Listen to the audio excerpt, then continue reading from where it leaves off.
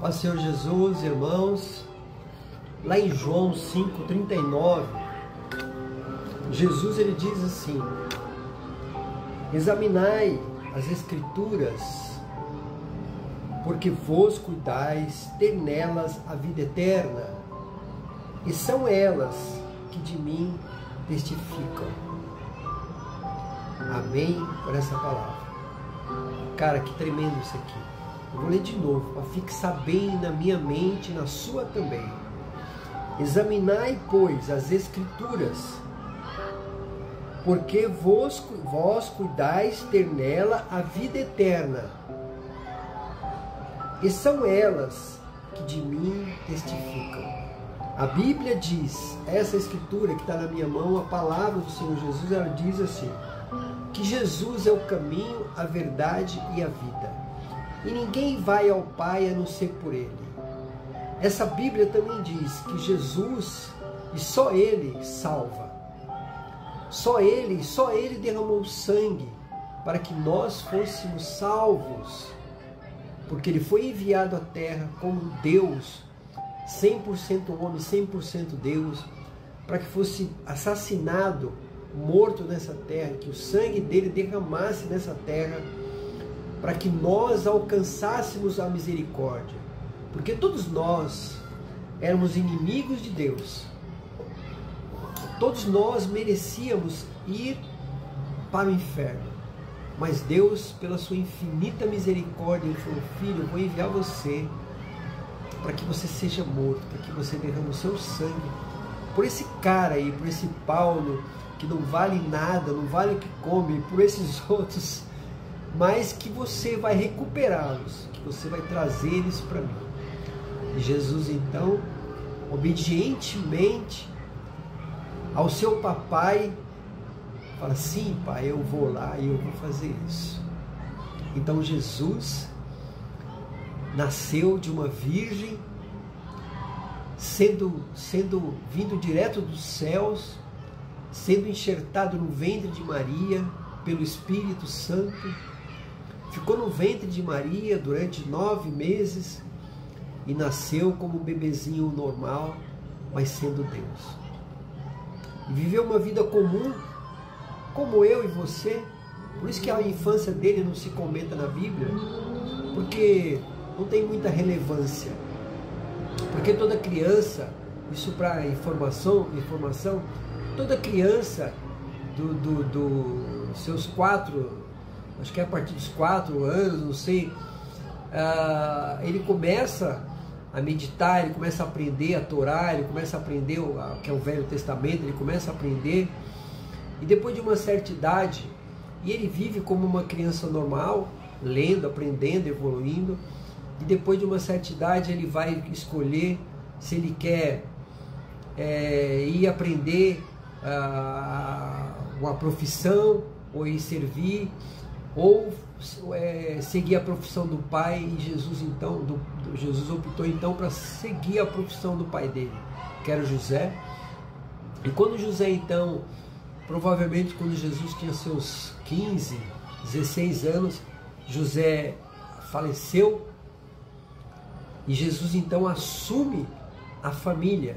Jesus assume Maria, porque Maria então ficou viúva, e as mulheres naquela época, em Israel e nas nações, não tinha nenhum valor.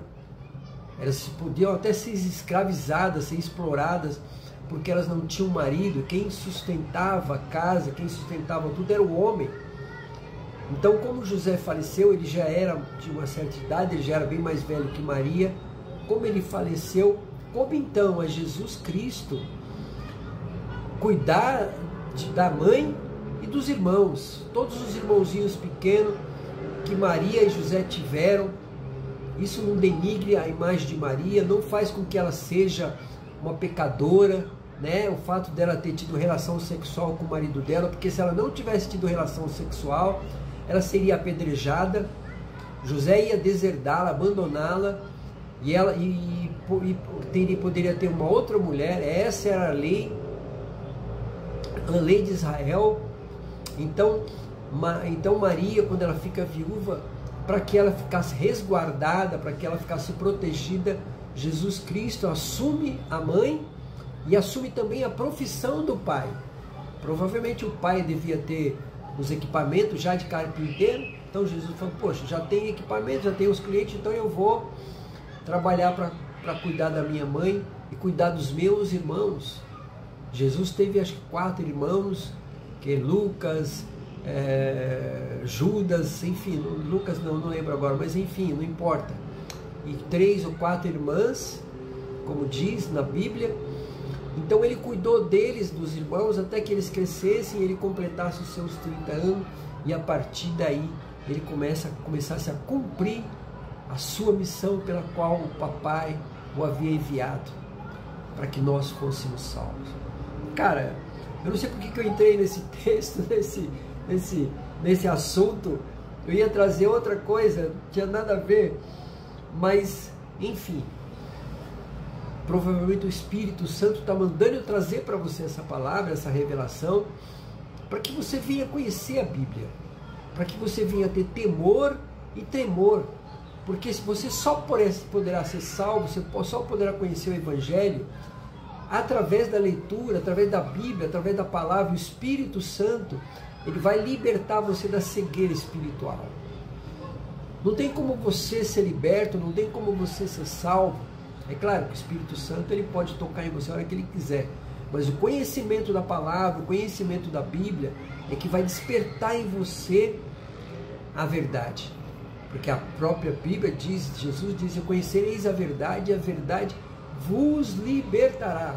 Você será livre quando você conhecer a verdade, e a verdade está aqui, ó.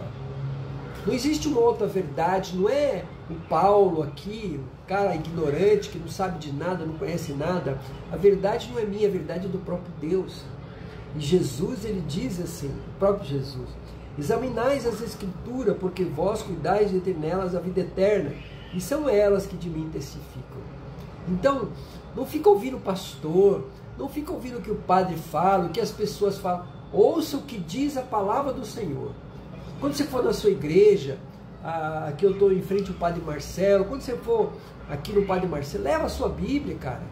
Não envergonhe-se do Evangelho, não tenha vergonha de Cristo, porque senão ele vai ter vergonha de você naquele dia. Leva a sua Bíblia, mostre que você é um cristão de verdade. Você vai na igreja evangélica, não importa. Leva a sua Bíblia e medita nela. Amém? Fica com essa palavra em nome do Pai, do Filho e do Espírito Santo. Amém e amém. Oh, glória!